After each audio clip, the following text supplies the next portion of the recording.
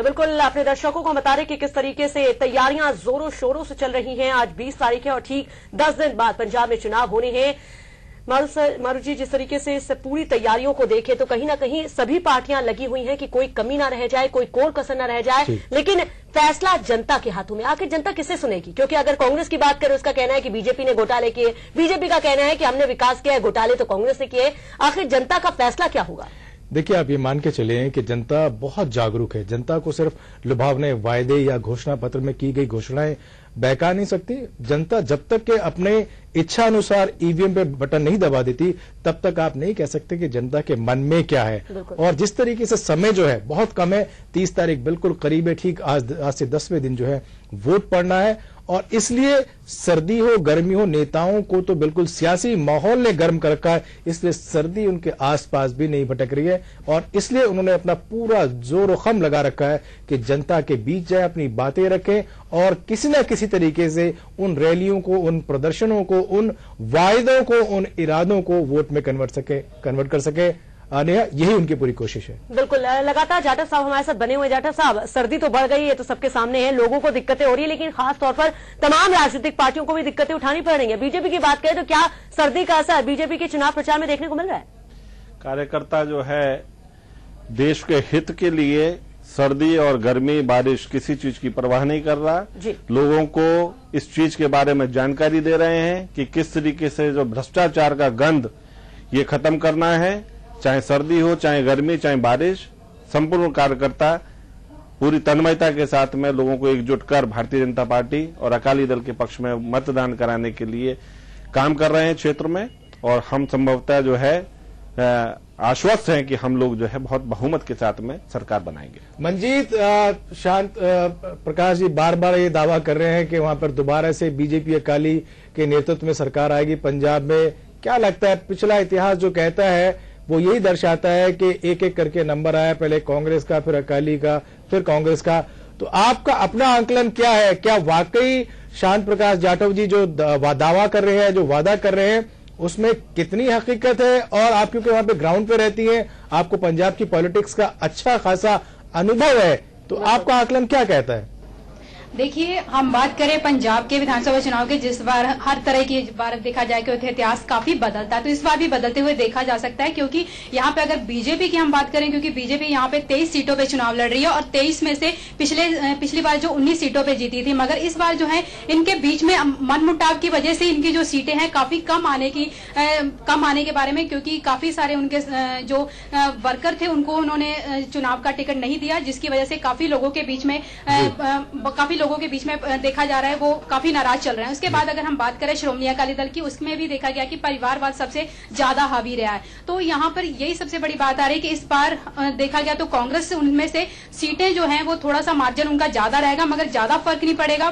खास करके पीपीपी जो है वो श्रोमणी अकाली दल और बीजेपी की जो बीजेपी है दोनों को नुकसान पहुंचा सकता है। तो ये कहा जा सकता है कि इस बार कांग्रेस जो है वो 1-2 आंकड़ा उनको ज्यादा मिलेगा, मगर मार्जिन जो है बिल्कुल सेम लेवल पे रहने की पूरी उम्मीदें की जा रही हैं। बिल्कुल मंजीत, बिल्कुल जाटव जी, जिस तरीके से हमारी संवाददाता ने कहा कि जो इतिहास कह रहा है वो भी शायद इस बार इतिहास खुद को दोहराएगा, लेकिन जो एक मनमुटाव और जो भाई भतीजावाद की जो एक ये सियासत चली है, और फिर तीसरा जो सबसे बड़ा विकल्प जो पीपी के शक्ल में आकर के खड़ा हो गया, क्या लगता है वो बीजेपी और अकाली दल का खेल बिगाड़ सकता है?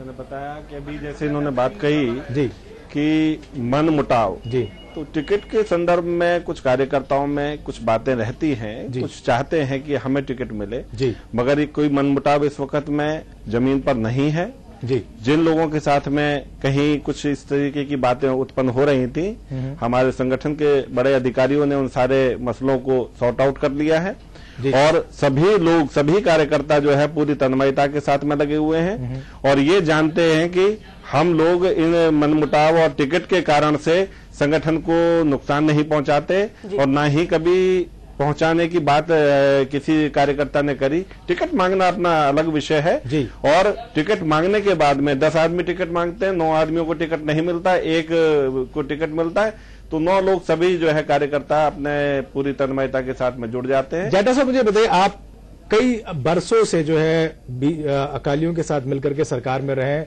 आपने कभी ये इच्छा जाहिर नहीं की कि आपकी अपनी पार्टी का वहां पर मुख्यमंत्री होना चाहिए? ये ऐसी बातें हैं जी कि जो है ना, किसके साथ होना चाहिए किसके साथ नहीं जी, ये ऊपर का विषय रहता है। बाकी हमारा अकाली के साथ में अच्छा तालमेल है जी, और हम चाहेंगे कि भविष्य में भी ये तालमेल जो है और खूबसूरत बने। हम देश हित की बात करें, समाज हित की बात करें और पंजाब में बहुत बेहतरीन जो है तंत्र चलाएं, ये हमारी कोशिश रहेगी। कौन से अहम मुद्दे आप कहते हैं कि ये इतने अच्छे हमने काम किए, ये हमारे ये इतने अच्छे मुद्दे हैं जिन पर जनता जो है हमारी तरफ ही खिंच के आएगी?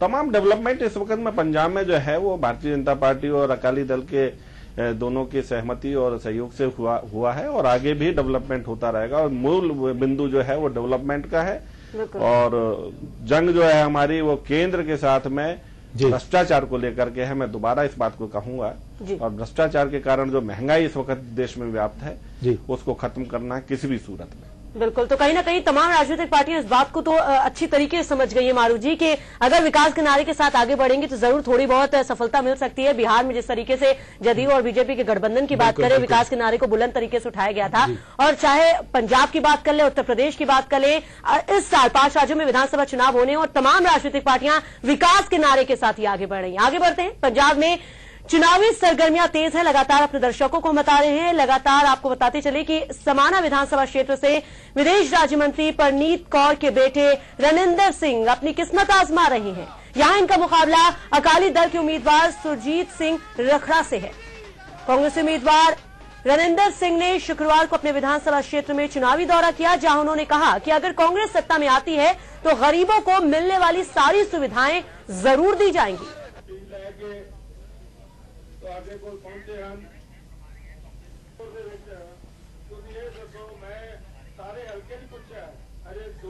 जी, गुरचरण सिंह चरक जी, आपका स्वागत है जीएनएन न्यूज में। मैं बोल रहा हूं मारूफ रजा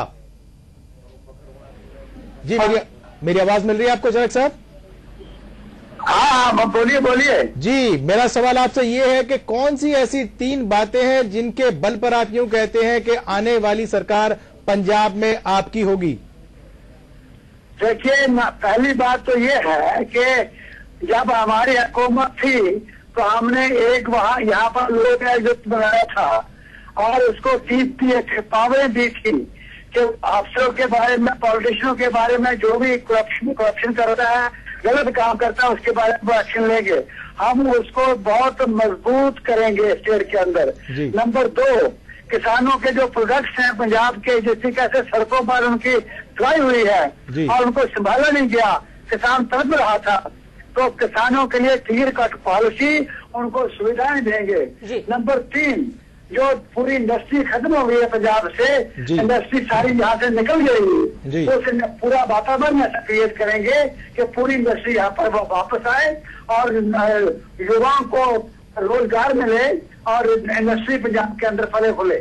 लेकिन चरक साहब, मेरे साथ बीजेपी के नेता बैठे हैं, शांत प्रकाश जाटव जी, उनका कहना है कि बीजेपी और अकाली की सरकार दोबारा से पंजाब में आएगी। आपका क्या कहना है? देखिए, पंजाब के लोग फैसला कर चुके हैं, उनके विचारों को उनको मैं ये तकलीफ नहीं देना चाहता, लेकिन ये बात बड़ी क्लियर हो चुकी है। पिछले महीने में जो हमने यात्रा की है, हर जगह में पंडाल खोलने पड़े, क्योंकि पंजाब में एक किस्म की बात करके इस गुलदस्ते को नहीं चलाया जा सकता। इस पंजाब को सेकुलर सोच, सेकुलर विचारधारा और पूरे पंजाब को इकट्ठा लेकर चले, वो सिर्फ एक कांग्रेस है, और अब पंजाब के लोग ये फैसला कर चुके हैं। बिल्कुल चरक साहब, हमारे साथ लगातार बने हुए हैं, हमारे साथ जाटव साहब भी हैं, बीजेपी नेता है। जाटव साहब, क्या कहेंगे? बहुत आपको विश्वास है कि जनता आपका समर्थन करेगी, आपकी पार्टी का समर्थन करेगी और सबसे ज्यादा वोट आपको मिलेंगे, लेकिन चरक साहब तो कुछ और ही कह रहे हैं। चरक साहब का कहना अपनी जगह ठीक हो सकता है, बाकी गुमराह करने की जो प्रवृत्ति और प्रकृति जो है वो इनके साथ में है, तो जाहिर सी बात है गुमराह करने का प्रयास कर रहे हैं और पब्लिक को दोबारा गुमराह नहीं कर पाएंगे चरक साहब। चरक साहब, शांत प्रकाश जी कह रहे हैं कि कांग्रेस जो है पंजाब की जनता को गुमराह कर रही है और अब की बार वो जनता गुमराह नहीं होगी।